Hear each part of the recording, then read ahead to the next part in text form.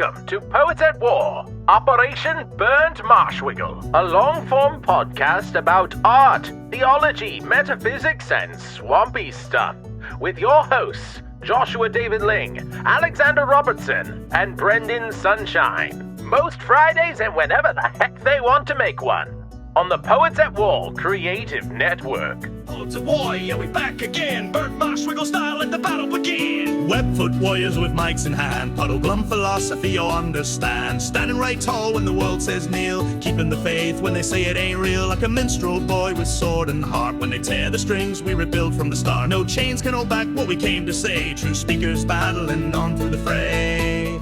We're the Burnt Marshwiggle crew, our spirits lit. Reality's a riddle, but we won't quit. Three faithful hearts still praising truth. Poets at war since our days of youth. Brendan the navigator, Joshua the bard. Alexander's greatness goes doubly hard. Like Psalm 2 we laugh on the narrow path to victory. These soldiers be Burnt Marshwiggle, still standing strong.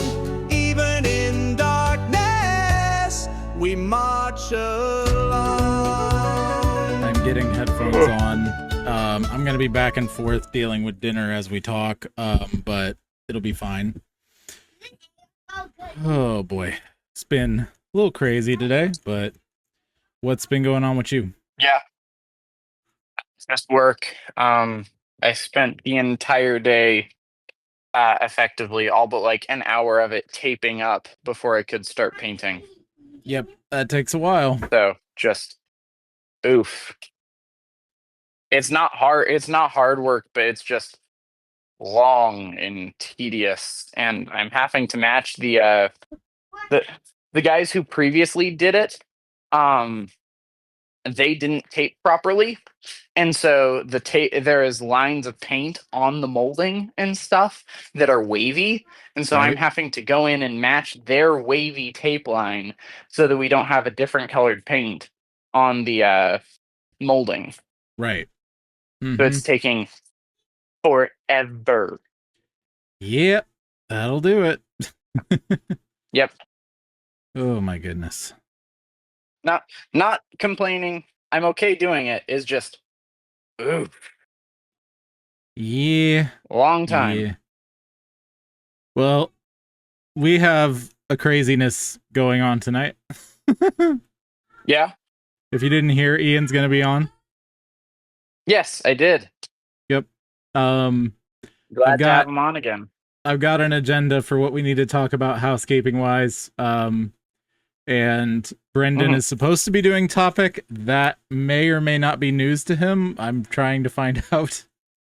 I Go thought ahead. that the way that we were talking, it was this week we are introducing showing off the new ideas to Daniel. And then next week, because there's 5 Fridays this month. Right.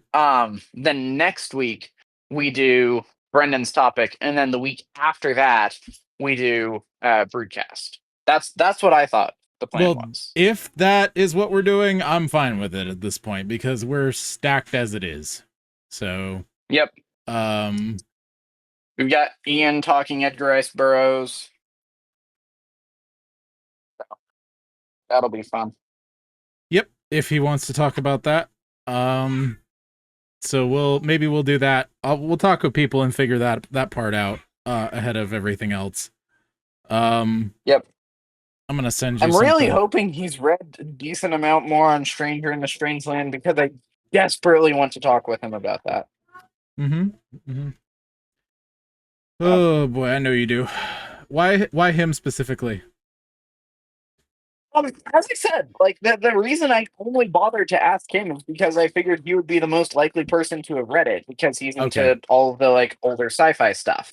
That's now, right. Stranger in a Strange Land isn't necessarily older. It's from like the 80s. And I know that he likes stuff from like the 20s and the 1800s and all that jazz. Edgar Rice Burroughs. Those early pulp ones. I know that that's what he liked, but I also figured he's going to be the one who's read it. And then Right. Michael Bush was the only one who had read it. Right. So. I sent you a DM. I don't know if you're driving, but I'm not driving, actually. I am At the house, waiting for Debbie to get back. Honest thoughts. I still love what Debbie's thing. I'd love to possibly work these ideas together, but this is like, so GPT image gen, the one that's done the Ghibli things and a lot of other stuff. It's just better at processing language, which is why it's doing so well in general. Hello, Brendan. Hello, Brendan. Bibbity bobbity flippin' boo punks. I've got you turned way down. Give me just a second. What did he say? Bibbity bobbity flippin' boo punks. Nice. Quite fun. That was yeah, so great intro. There you go. I'm the mildest of You DM me, I'm checking. There he is. Okay. Hello, I am darkness smiled. back and forth dealing with pizza for the children along with other things. Solid. So you like that?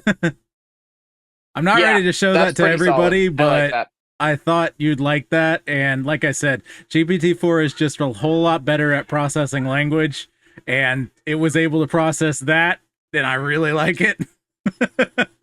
And so that's pretty dang good. For the podcast, that might be it in the near future. So but yeah, I'll share that with other people later, but let me let's see here.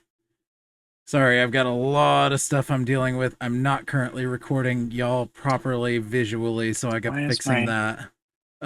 Restart capture. There we go. Got it. Okay, now we've got Brendan on video. Okay, so where does this go? I mean, Dad, where does this go? Where does what go? This. That's a fridge. They're putting away groceries too. Casey just got home at like 6, so I brought everything in. You said that's a fridge, and I thought you meant that she was carrying a fridge to you and was wondering that would have been hilarious. There we go. Okay. Hello. Who's the next one here? Well, let's see. That's Daniel. Daniel. Okay. All right. We got everyone with Ian. Ian said he'd probably be a little bit later, which is perfectly fine. Yeah. We are about to talk a little bit about kind of what we talked about last week. I know Daniel probably didn't hear it, but basically we decided to remake everything Poets at War, just Poets at War. Like, don't worry about the different names and stuff, but use those as essentially segment ideas. I have that a little bit, except for Poetry Bootcamp. Well, well, that's the thing I was just coming to. I have a little bit more of a agenda in that regard. I wanted to throw some stuff out there, and you guys can give me a yay or nay, and we'll talk things out. So this is where we'll start. Tragedies, Brendan, I do think is actually next week. I'm wrong. I think I was wrong. Ian might have topic tonight with Edgar Rice Burroughs as a guest. And those are Freezer, Hazel. And we may or may not be doing Poetry Boot Camp depending on how much time everyone has and if we end up wanting to do it. So that's up in the air at the moment. First of all, Poets at War is the show, period. We all agree. That's everyone was nodding, everyone's in agreement. What's up, Hazel? Yep. What are they? The things before Freezer. Everyone's waving, saying hi. She said hi. Oh. I am okay, every sub show is now a segment or activity, and the terminology I would like to use for that is operation. So essentially we'll have like Poets at War, Operation Burnt Marshwiggle, Operation Poetry Boot Camp, etc., etc. That's not a titling thing. Like that. That's just what we're doing, and we change operations based on what we're doing in the show. We can have as many operations in the show as we want, depending on time and all that other kind of stuff, right? Do we like that operation as terminology? Yes? I'm okay with that. Okay. Yeah, I like Operation. Awesome. You want to say hi real quick? Peter's saying hi. Hi, I got it. Playing that can full wheel fly, but it said toy though. Something about he's got a real something, but it's a toy though. I didn't. Anyway. Yep. I'm assuming it's a vacuum. Yeah. Because that's what I'm hearing. Yeah, maybe. Okay, so we've got that one. I am currently renumbering everything accordingly. I don't know if any of you have noticed that, but I am going through renumbering everything as Poets at War. We currently have, this will be the 213th show. Last one was 212th. So everything will have its proper number. We also have numbers for the segments because we still have different feeds if someone only wants to listen to the Broodcast, for example, right? So that's a thing. So renumbering everything accordingly. It is my hope that the segments eventually, especially the ones that's fridge. You feel it? What about this? That is on the counter with the spices. It is my hope that eventually other people can develop their own shows to launch as segments on Poets at War, and we can essentially have them build their stuff from there. Maybe eventually. That's an eventual thing. That's not super important to make a decision on right now, so no, you don't have to vote, but that's something I'd like. If anyone has any, yeah, like so. If Ian, so basically, we would have people in the Brood could build their own segments for Poets at War. Yeah, and then they could theoretically send them in, and then we could load them into the podcast feed. That's really smart. Yes, so it'll be part of the actual show, right? And Ollie will introduce it and everything, and y'all can build it however you like. So, anyway, last Friday, that's really smart. Thank you. Last Friday of the month, every remains the Broodcast fully and entirely. It's one operation. It's always one operation. It's just the Broodcast, right? So we all good on that? Yep. Okay. I think trying to do anything else on the last Friday of the month is going to be a bad idea because that's been going on for so long. Yes. When the officers of the Brood speak on a topic, I'm saying officers being the regular hosts, or just generally and broadly with discussion being the primary purpose, that is considered Operation Burnt Marshwiggle. Other Brood or non-Brood friends may join in, but it is generally casual, deep, and swampy. That's my description of Burnt Marshwiggle. What'd you say? I need to get us little officer badges. Officer badges. That have there you go. Little chevrons on them and little medals. It. You done? They can be awesome. all kinds of names. We can have a Pepe the Frog medal. We can have a we can have a regular chevron. We could have a white tree. We can have all kinds of things. Red lion. I love that. Mm-hmm.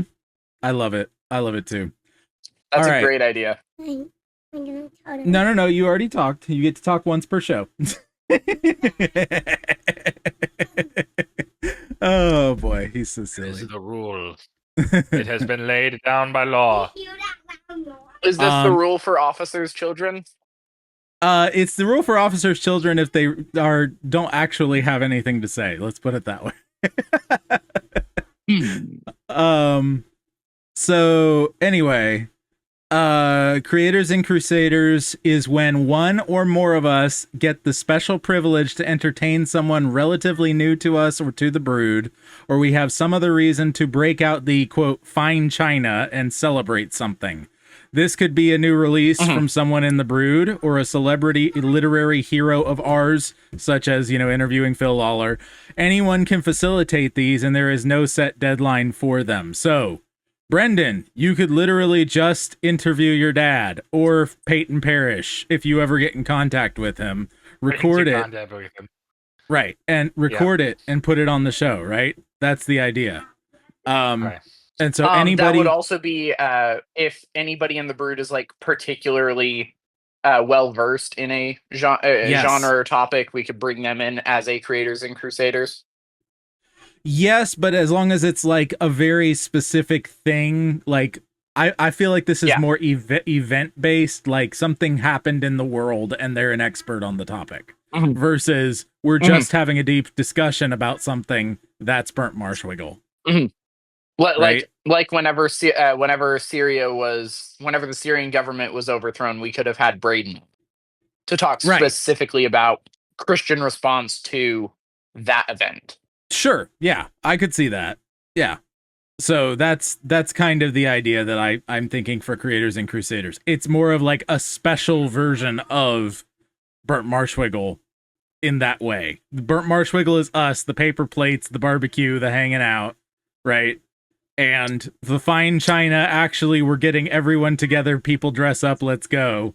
Or I happen to run across, I don't know, the Undertaker, who is a professed Christian, and could talk to the Undertaker about something for 20 minutes. That can be a Creators and Crusaders segment, right? So it's a special version where there's someone special or something special to celebrate in some kind of way, right? That's Creators and Crusaders. Is everyone cool with that? Yeah. Okay. Poetry Boot Camp is when some combination of regular hosts or officers works on our Harry Potter series. This will be close to monthly as we're able for now. When we finish Harry Potter, if we do, which we need a name for at some point, we might be able to do something else, but that's specifically like the thing the officers are working on as a collaborative project in the writer's room. Does that make sense? Okay. Everyone agree with that on Poetry Boot Camp?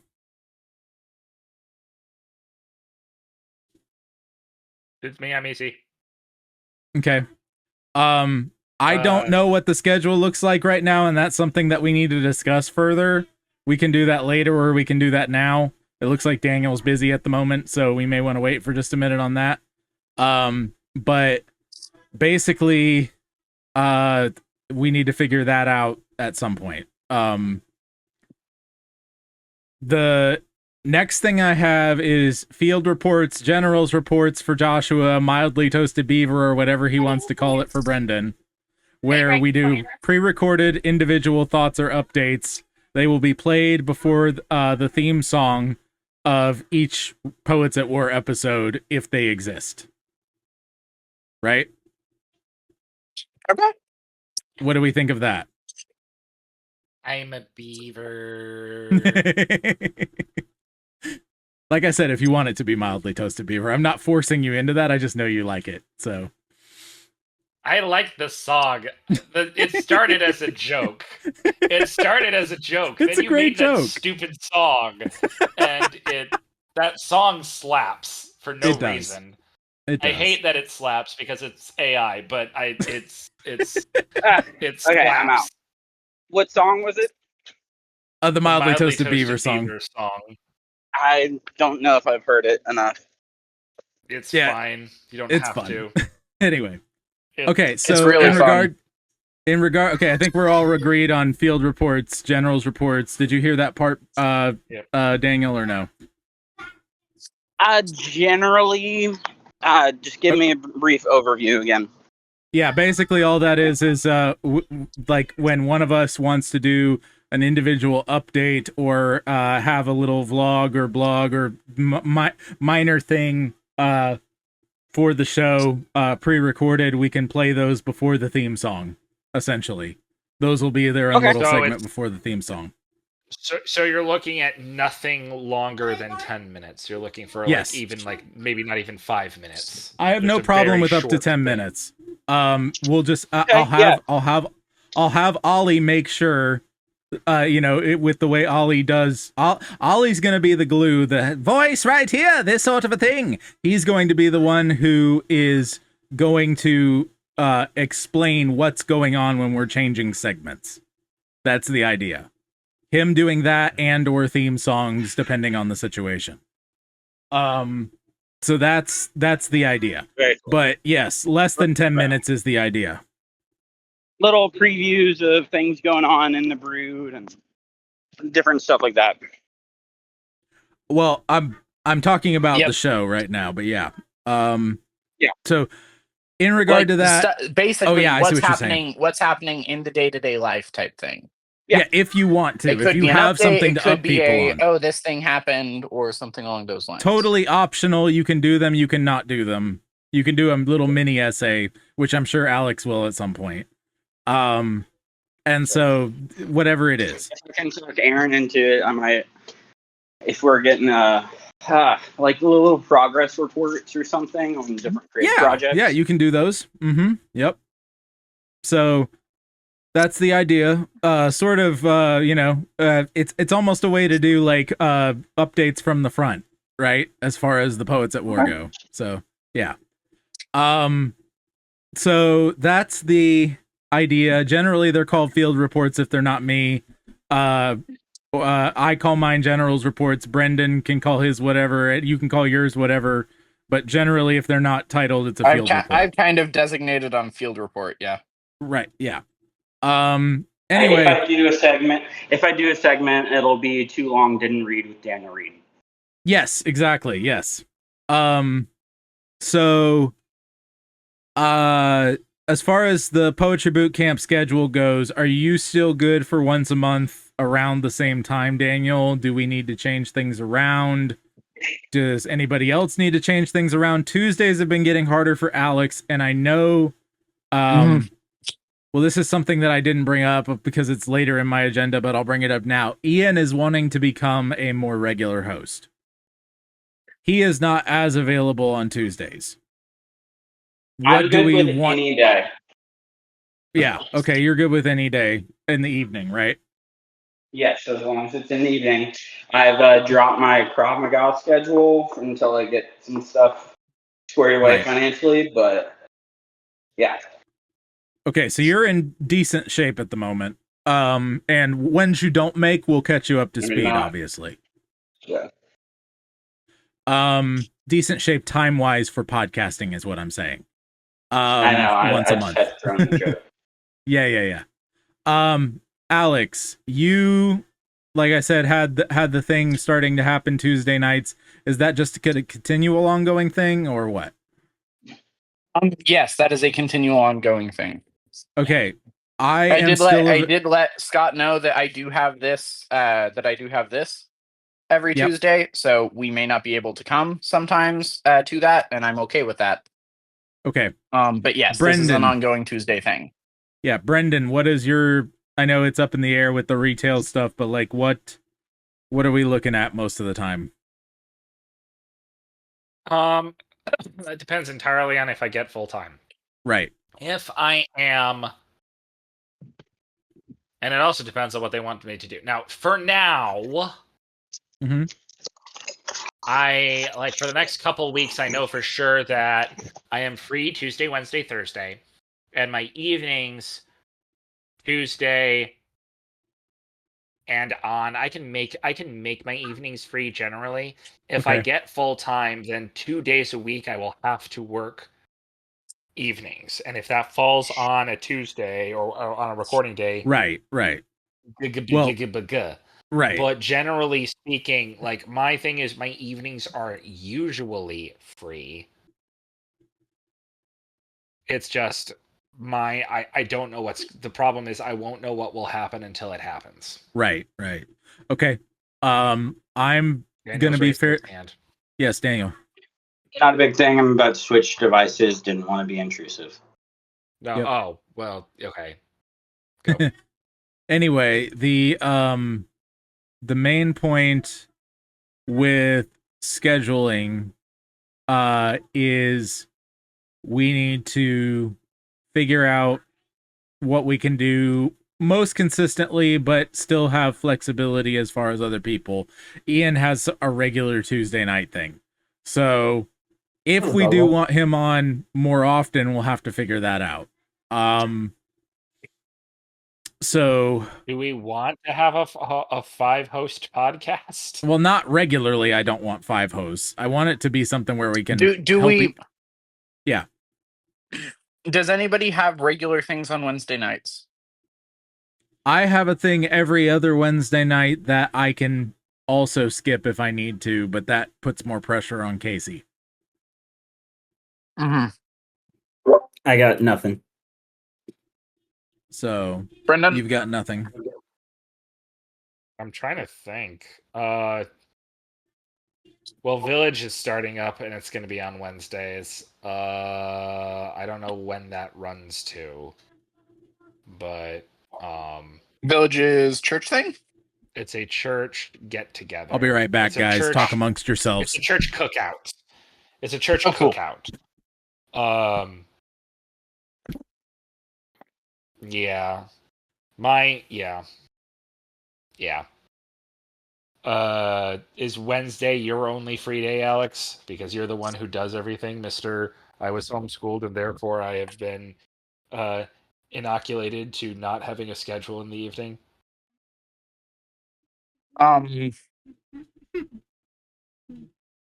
Well, we do generally have Monday night stuff. I'm not sure if we're going to continue doing that. That depends entirely on whether or not Well, I'm busy Monday our nights dance goes back regardless. to regular dance. You're busy Monday nights? I am locked in on Mondays. I have nothing. Okay. Or not nothing. I have Great. something that I do, so I can't do Mondays. Okay.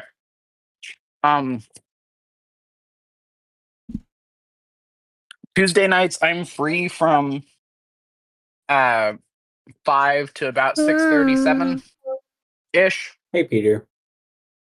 Because I get off work at 5. Then Wednesdays I have nothing regular planned. Right. Mm-hmm. Thursdays I have stuff beginning at 7. Fridays I don't have anything planned. Yeah, don't have anything regular on Fridays.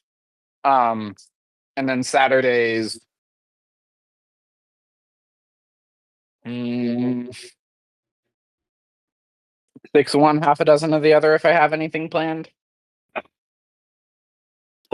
don't want to.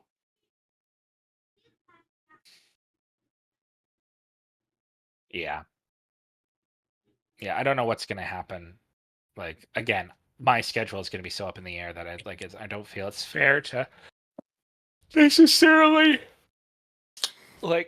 plan around me, but because I don't know what's it could just have to be. But you'll get your schedule a week before, right? Ideally 3. Ideally 3 weeks before. Okay, 3 weeks before we can definitely do. Yeah. The other thing is if you're the one who's being. Well, I was just gonna say, since I'm the most flexible, it might do well to do the Wednesday night thing. Just because I know y'all can handle it if I'm not here, if I absolutely have to be, at church. Mm-hmm. Casey likes going, but she doesn't feel like she needs me for it. It's just kind of like, I know she taking the kids is hard. They will still want to go. It's a church function. It's not anything crazy one way or the other. We're trying to stream it, but she can take care of that. It's just easier when the kids aren't with her, all that other kind of stuff. And so if we want to switch to Wednesday nights, I'm okay with it. If everyone else is good, we can talk to Ian as far as that goes. I am fine with Wednesday. Mm-hmm. Like, for now, I am fine with Wednesday. And basically just, I want to make it as flexible to everybody so that if you don't want to or can't jump into one week, it won't matter. But somebody is going to be covering whatever the case may be, and we can talk a month in advance. Right? Mm-hmm. So that's what I'm hoping for. It seems with these 4, Wednesdays are probably going to be easiest. Daniel, like I said, you can just come around when we know we're doing a poetry boot camp like we've been doing. If you want to jump in more, we'll leave you a notice as far as the schedule, and you can jump in when you want. Is that decent for you?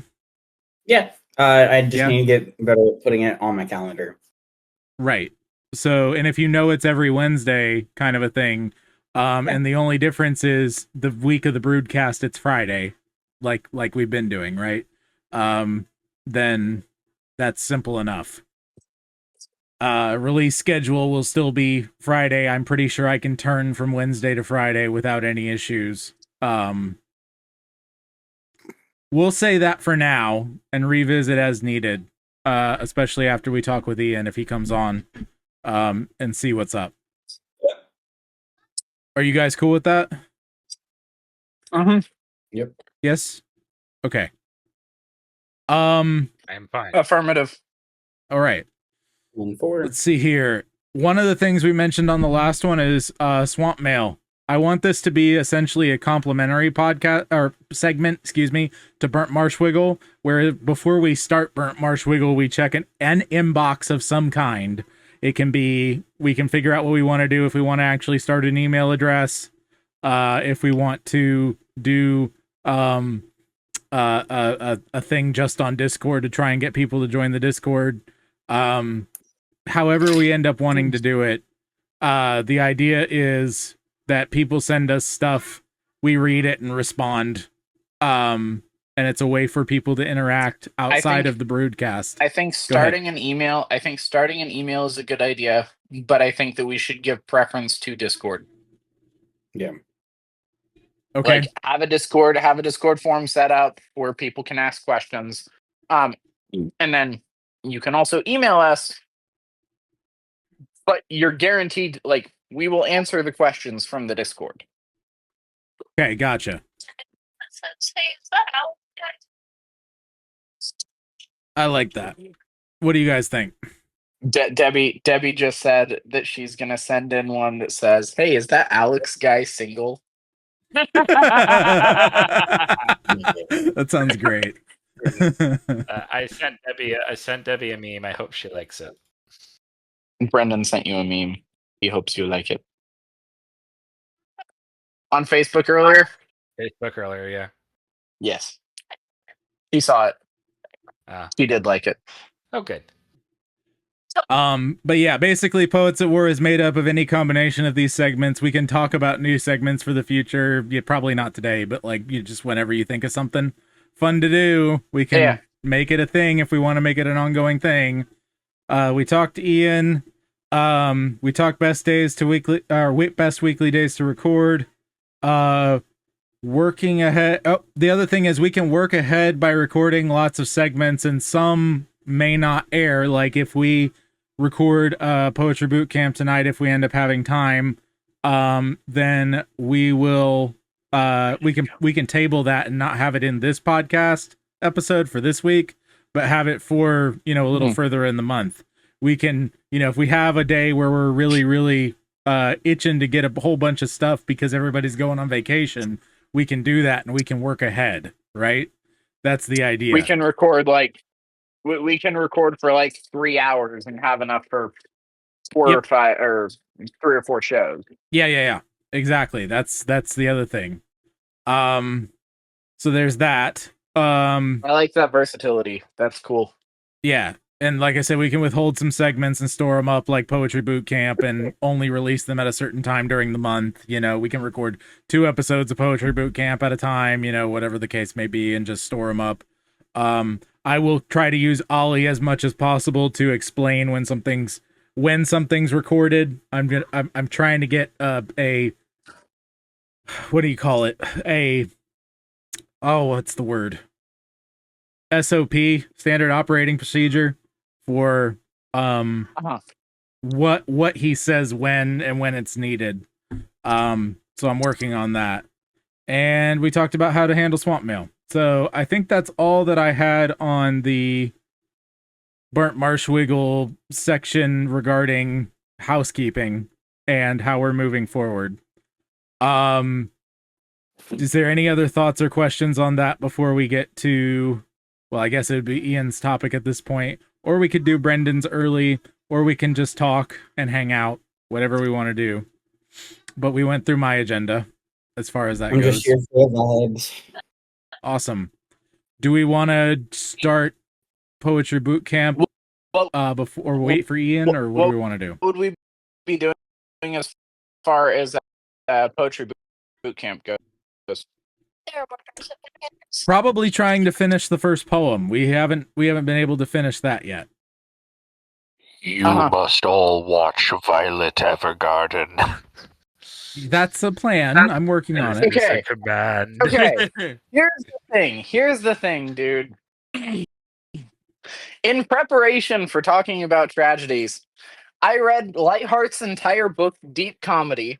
I watched the one YouTube Wow. video you sent. I purchased and read Children of Hurin, and I listened to Hades Town. Again, Children of Hurin is a good book. it is. It's very good. Once again, Romeo and Juliet. I didn't accept J.R.R. Tolkien's Children of Hurin to be Romeo and Juliet plus incest and dragons. Well, yeah, it's Othello too. Is Othello's? No, not Othello. What's the one? There's a Shakespeare one with incest that everyone references. Oedipus.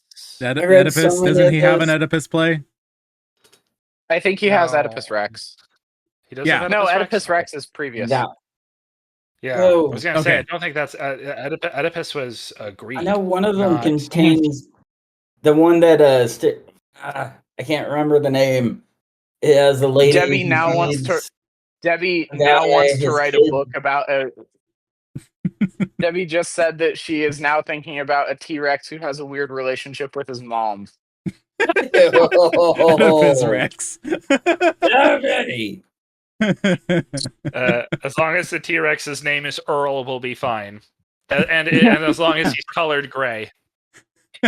Yes. Oh, that's fantastic.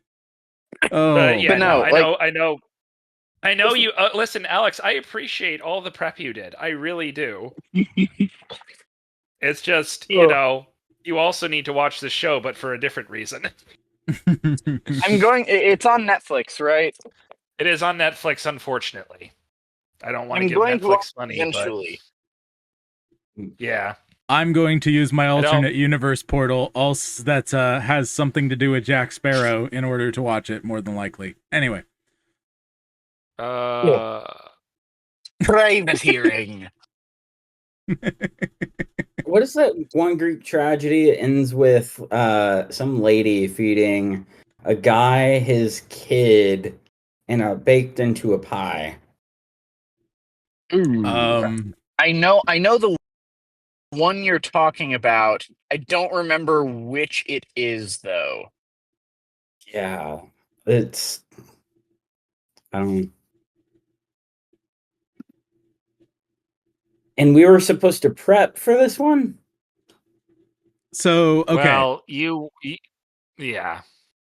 Okay, so for what it's worth, you can get just Violet Evergarden. It looks like the animated series, the complete series, you can get for $38 currently on Amazon. It's not horrible. It's Blu-ray. Is it hard copy? Digital, yeah. Okay. Yeah, Blu-ray and digital. Oh, okay. Cool. Okay, I may have to do that. Do it that way. We don't give no pedo Netflix our money here. And which I have to say, Amazon is worse. Which I have to say allegedly because legal reasons. Amazon is worse, but some of the sellers aren't. So it just depends. But yeah. Yeah. Anyway, I just okay. As far as were you supposed to prep, Daniel? You were not necessarily going to be part of us recording this part, but you are allowed to. There is a section of our Discord now. He has access to. Yes, Alex. He should have access to it. Okay, it should be down toward. Yeah, so it should be down toward the end of everything in unnamed chapter topics channel in the epilogue. In the epilogue, yeah, you go to epilogue, you go to the unnamed epilogue topic channel. We'll probably move it, but yeah, but basically, you see it, Daniel? Epilogue host chat. Yep. You do see epilogue, or you do not? I only see a host chat. I am driving we may have to mess now, with that. So I can't change that currently. Okay. But I will make sure that we go in and change that and have it link to the officer role. But we're gonna have topics in there that, and you can add your own if you want to actually do one, and we'll schedule it out and everything. But the idea is someone can put a topic down and say, hey, I'll also look into this stuff for discussion. May not be something as broad as tragedies sometimes it can be something more specific. We might just talk a film, we might just talk some big concept, we might just whatever. The idea is regularly it's going to be me, Brendan, and Alex rotating topics, but if you become more of a regular and want to start jumping in with your own topic, that's fine too, and we'll add you to the rotation, if that makes sense. So Yeah. And yeah, basically it's just a thing where you just work on that. I did research by reading into Kingdom Hearts, what was it again? Birth by Sleep. Birth by Sleep. Yeah, and I read into the Dark Souls 3 thing. The video was the terminology is so foreign to me that I ended up having to go to Poe and say, explain this to me like I'm 5, but also have the constitution of an adult. Right. Yeah. There's a lot of assumed knowledge, which I should have thought about, but I didn't. Right. Because I'm intelligent. It's okay. It's okay. And intelligent but I did get frequently don't think about things. But I did get it. It was kind of funny. Yeah. I kind of want to read, just for the sake of it, some of the stuff that it came up with, because it's really condescending and hilarious. Give me one sec. Amazing. You'll appreciate some of these. So, let's see here. So this is its overall summary. Once upon a time, there was a magical land called Lothric. In this land, there was something super important called fire. The fire kept everything nice and working properly. But the fire was going out. This happened before, and special heroes called Lords of Cinder would help make the fire bright again by burning themselves up. Ouch. This time, did you actually say, explain it to me like I'm 5? The prompt says, explain the story of Dark Souls 3 to me like I have the intelligence of a 5-year-old, but the constitution of an adult. Oh my gosh. Okay. This time, when the fire started getting small, the Lords of Cinder were supposed to help again, but they said nope and ran away from their homes. Not nice. So you, a special hero called Ashen One, that means you're covered in ash like when a campfire goes out, have to go find these runaway lords and bring them back. Oh, what that means at all, but okay. It's like when someone doesn't want to take a bath and runs away, but much scarier. Oh, no. You travel through scary castles, yucky swamps, and dark forests. You meet lots of monsters who try to hurt you, and you'll probably get an owie many, many times. But that's okay, because you can always try again. Finally, when you find owie many, many times. Finally, that when you find all the runaway, you died screen no less than 200 times. Finally, when you find all the runaway lords, you have a choice. Help make the fire bright again like before, or let the fire go out and see what happens in the darkness. And that's it. It's a story about doing hard things, never giving up, and deciding whether to keep things the same or try something new, even if it's scary. What was the line about it? Seeing what happens in the dark after you let the fire go out? Oh my goodness! Yeah. Please. Oh my gosh! Yeah. There's no. Okay, like on one hand, it's right. On the other hand, it's very wrong. Well, yeah. I'm aware of that, and I can pretty much tell where it's very wrong for the most part. And I asked follow-up questions, and it gave me even more condescending stuff about the marriage and the all the other sorts of the various questions that I still had based on the video, and I got the gist of it all by getting through it and being like, okay, yeah, no, I see why that's a story that he would, and okay, yeah, Yeah, but with the combination of the video and the terminology explanations from this, I did get it, but it was just I was like, wow, this is really funny. Like I don't even get how funny this is, but I also do. Anyway, Leave it to Joshua to go, I don't know what these words mean. I'm going to go to an AI, but I'm going to use the AI to turn this tragic story into something hilarious. I don't know what I expected. That But it wasn't it, that. but I should have. oh Yup. boy. But obviously I'm not gonna take it like face value or something like that. I did get the gist of it and everything, but yeah, it was oh boy. That is wonderful. Yeah, So, see, I'm the kind of person who, where when he doesn't know what a word means, he just moves on. It's like, okay, that's a I'll thing. figure it out eventually. Right. I tried that, but there were just too many. I was like, okay, I need frame of reference. I'm gonna play Michael Scott and say, explain this to me like I'm 5. Have you seen that bit with Michael Scott? I think so. I don't. Yeah. Oh wait, Michael. I think I have. That's The Office. The Office. Office. Yeah. The Office. Yeah. Okay, yes. It is The Office. Okay. Yep. Okay. I really do my best to oftentimes stay as far away from the office as I can. I'm telling you need to see it, but that's a whole other thing. I have no desire to watch it. You'll watch it with me at some point.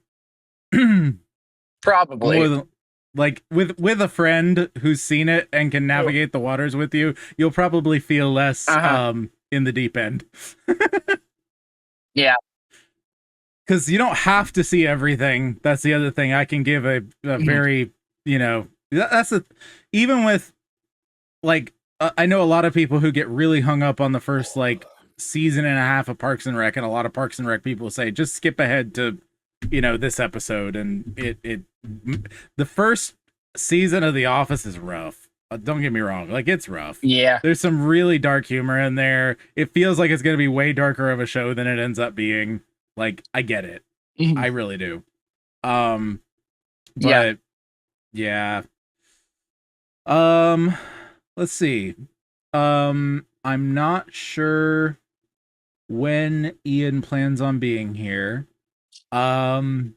We can break and hang out, or we can talk about whatever. We can begin Poetry Boot Camp. We can do something else, whatever y'all want to do.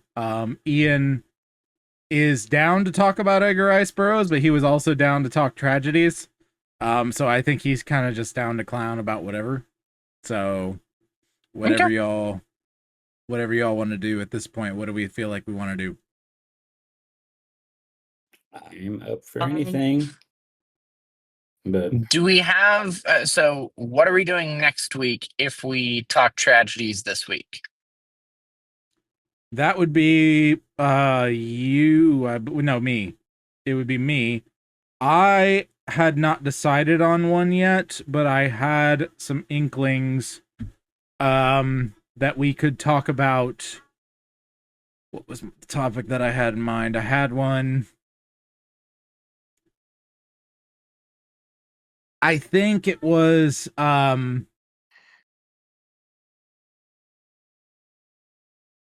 yeah, I've lost it at the moment, but I had something to start talking about. I was going to post it today in the Discord. But it would be my topic next week if we did Brendan's this week. By the way, all of you should be jealous.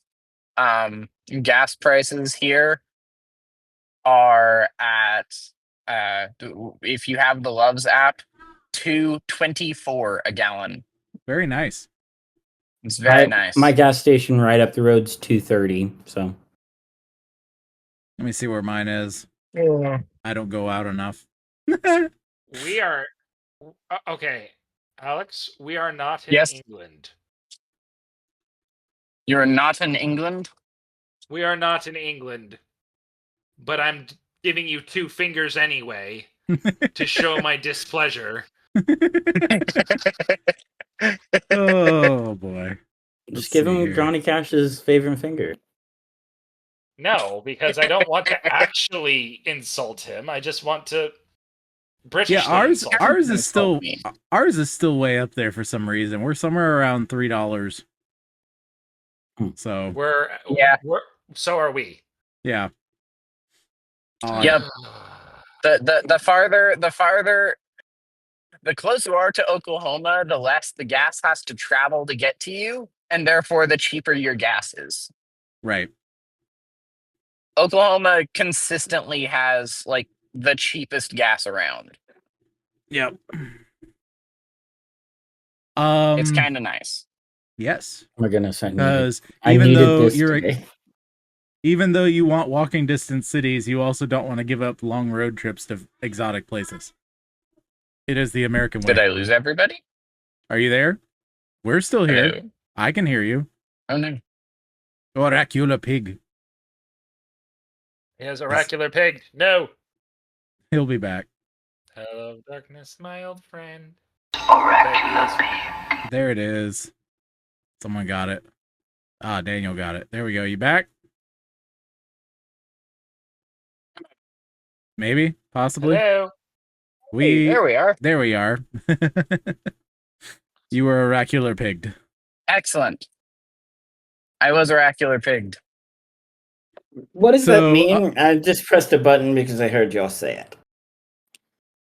Oracular pig is a quote from the Black Cauldron. When we were recording our episode on the Black Cauldron and discussing the oracular pig situation, there was a lot of technical difficulties that we were constantly having. And so it's literally just a goofy line from the Horned King. He says something about your oracular pig. Are you the keeper of are you the keeper of this oracular pig?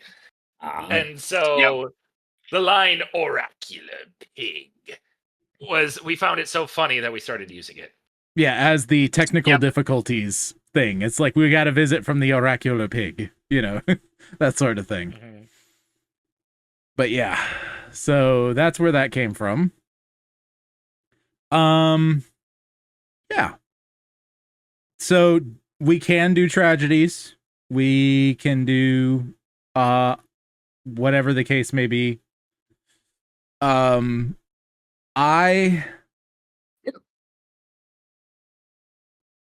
Let's see. Thought I had it for a moment there, but I don't think I do. Debbie and I are on our way to Bible study. Yes, I know you'll be dropping off soon. So we will have to dip out in probably like 10-15 minutes. Yep.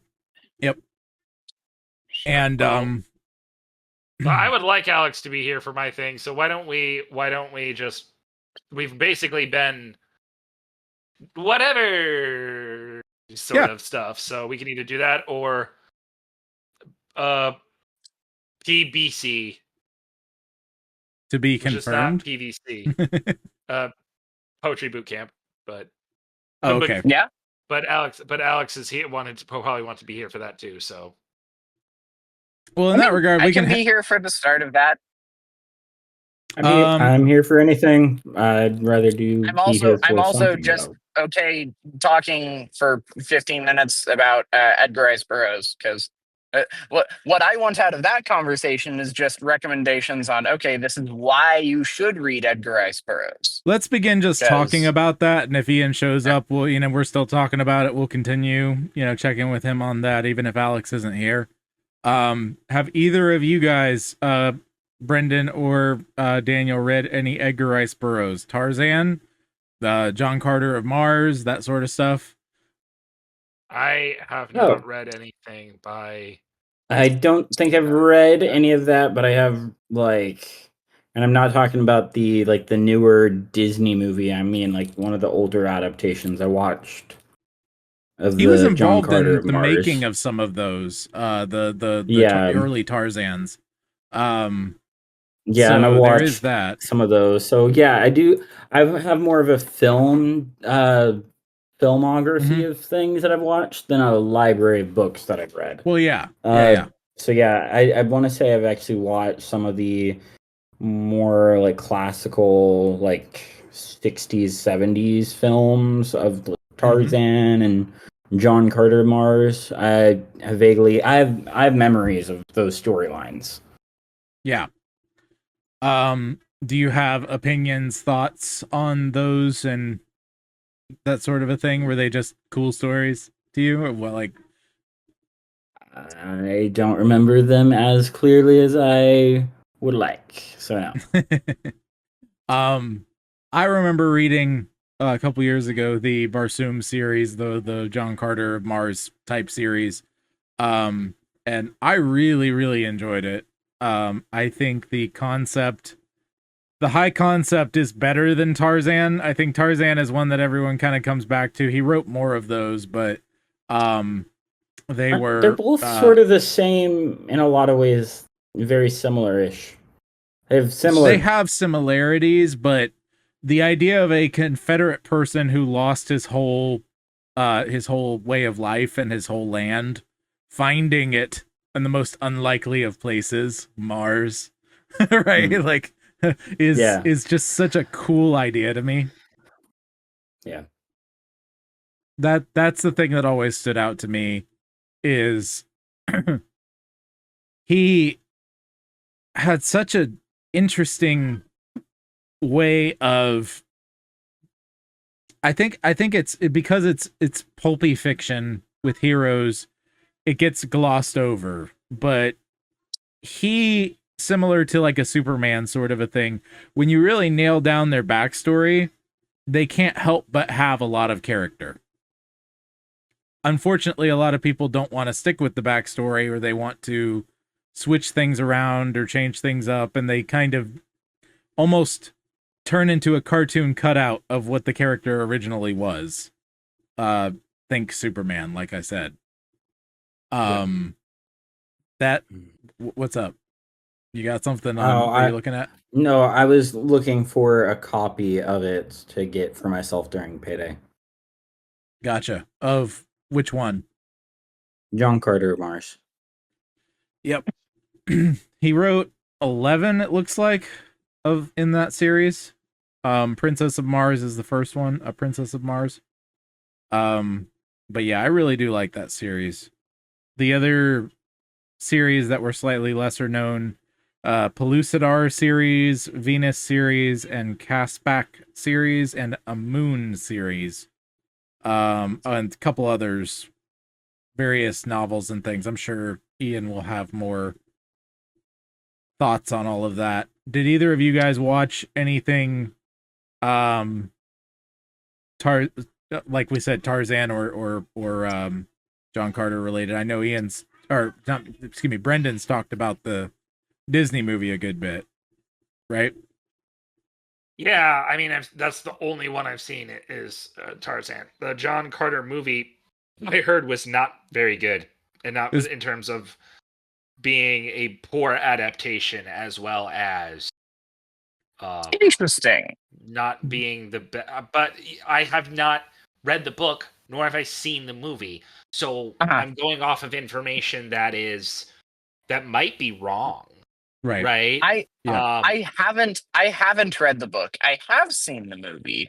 And the review, that guy that I sent you earlier today, Brendan, Crimson Rogue, Kyle. His name's Kyle Martin.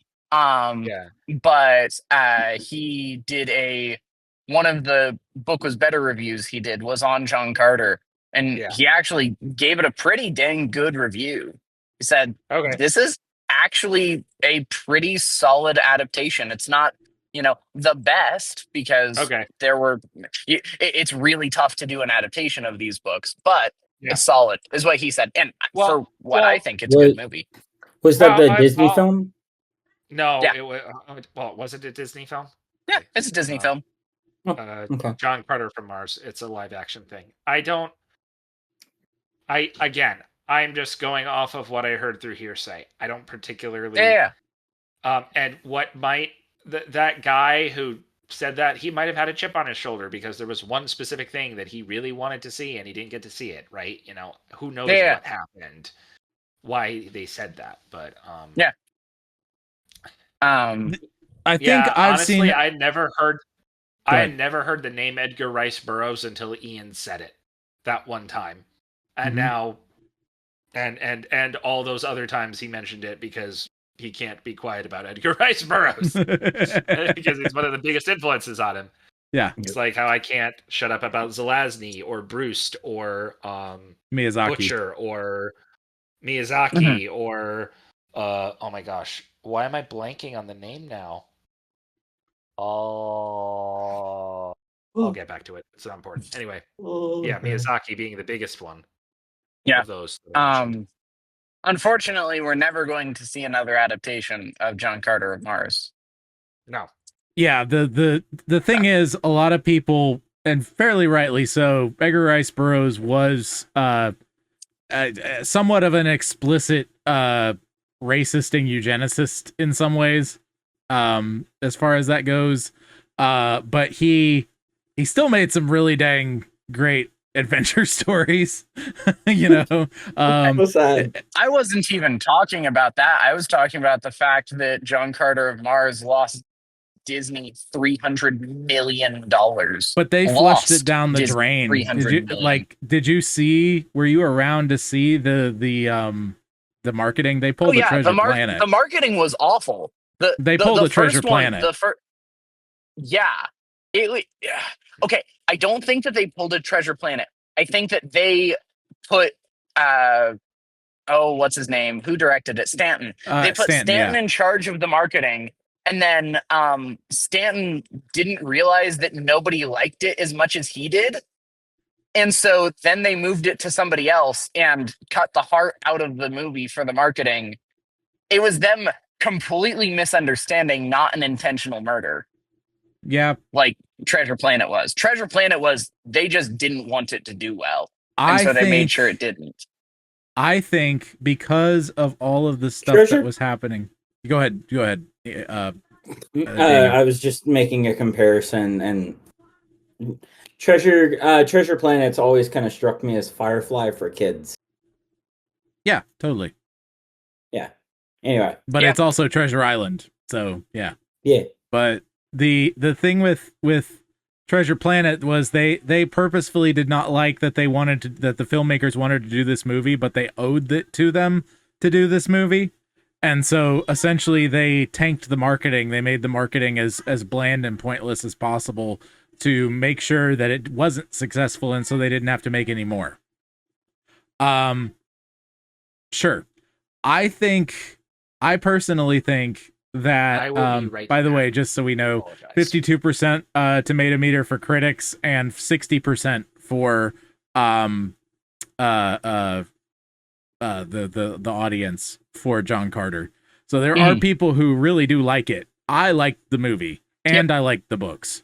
I think the thing that made them, I think they wanted Andrew Stanton to get his big project. They really were behind him at the beginning of the production and even into like the completion of the production. And then in post-production, someone said, wait a second, he's a Civil War veteran for the Confederacy?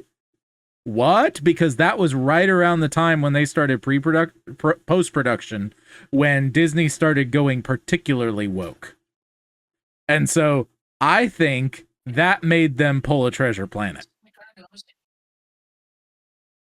It's possible. It's likely. It's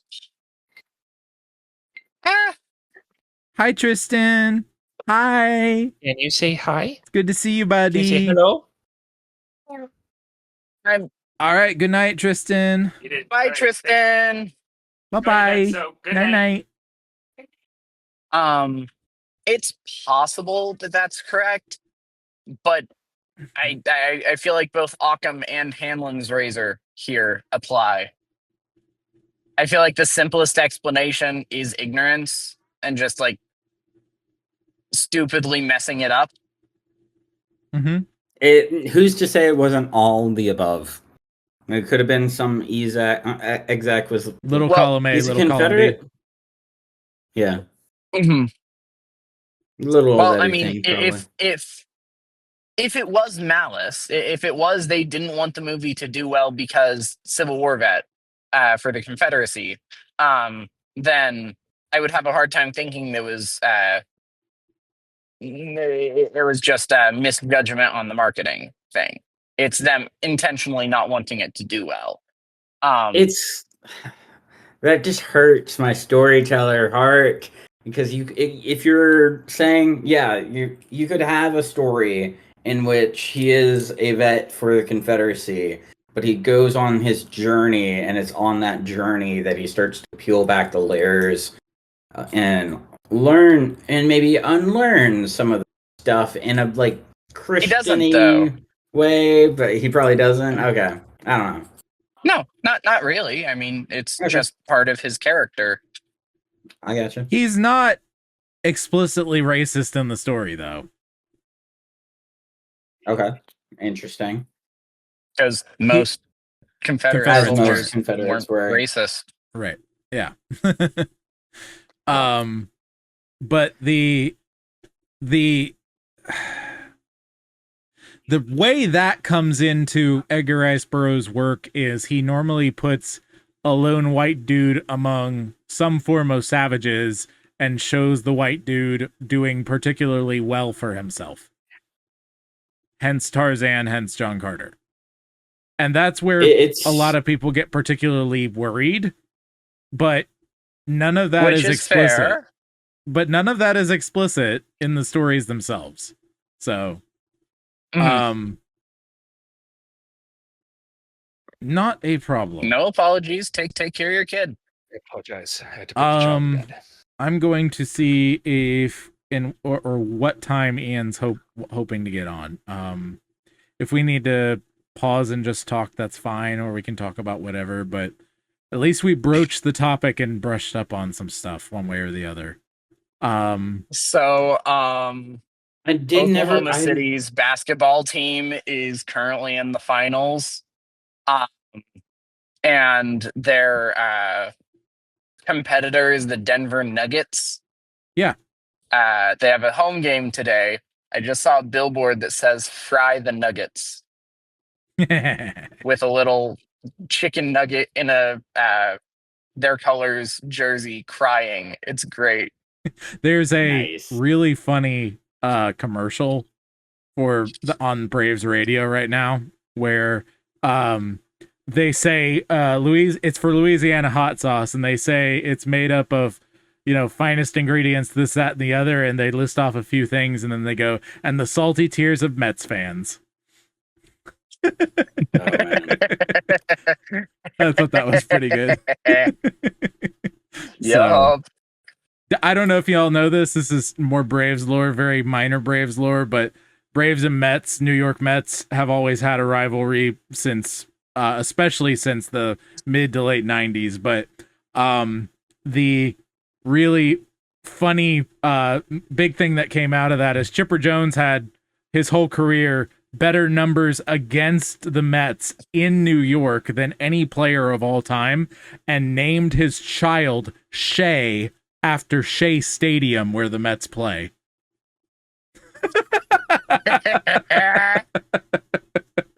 You know, everybody talks about Kendrick Lamar being a generational hater, and he is. Mm-hmm. Seriously, I can't think of anybody who has done hatred like Kendrick Lamar has, at least in recent memory. That's close, though. That's really good. Yep. But yeah, it's so funny. You'd have several thousand people. Chipper's real name is Larry Wayne Jones. So just to try and get under his skin, the entire ballpark, 40, 50,000 people would just be chanting Larry when he's up to bat as loud as possible, and he'd just smile and then hit it over the fence. It was hilarious to watch. Oh man. Oh, That's fantastic. just making sure that he didn't forget. Went ahead and sent him a message. Yep. I'm guessing it'll be 8-ish, but we'll see how it goes. Yeah. His username in the Discord is brown, right? Like, it's a very dark brown. I'm not sure. I think he would be messaging me if he was trying to get on. Uh-huh. But let me see here. Yeah, I can't find it right now. I don't think. Let me see. Okay, check his roles and make sure he has the owl role. Server settings. I need to find people. Where do I find people? Server settings members. Thank you. And then finding him. It's the Great Scott, I believe. Yep, that is correct. There he is. He is in the Owl's role, yeah. Okay, cool. So Then he should have access to this channel, because that's what I have that role set up to do. awesome. I should be able to figure out how to change it if I need to, but I don't think so. So yeah. Excuse me. Let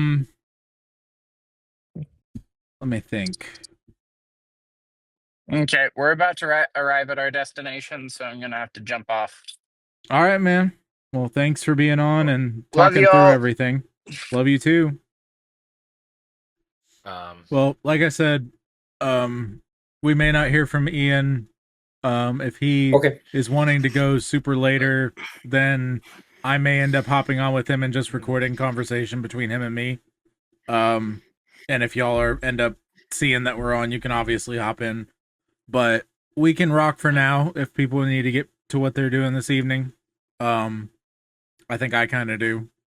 I got nothing. I could probably write now that I have all my notes done. Well, there you go. Okay. Hey, there you go. Well, anyway, I'm gonna actually have something for the next broadcast. It's been ages. Well, let me go ahead and do a sign off just to do a sign off, everybody. Oh, look at that. Fantastic. Nice. Beautiful. Very nice. Very nice. Hard to see, but it's very cool. It's everybody a be your manticore family's with a bard dude with a wizard on it. Sorry, So- it's okay. Everybody be your family's bard. Do not turn Because to the all right or wizards to the are left, and right. the Lord will be with you wherever you go. We'll see you next time in the trenches on Poets at War. Ontological, philosophical, call it what you will. In the face of doubt, yeah, we're keeping it real. Faith over fiction, hope over fear. Poets of war, Bert Marshwiggle is here.